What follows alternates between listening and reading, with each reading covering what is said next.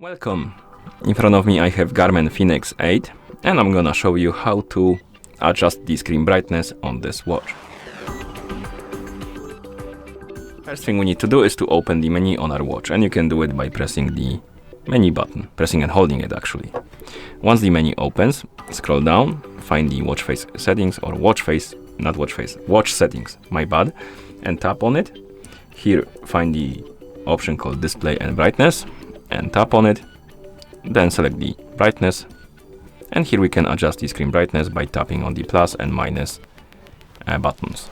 Adjust the brightness to your liking, and once you're done you can press the back button a couple of times to go back to watch face.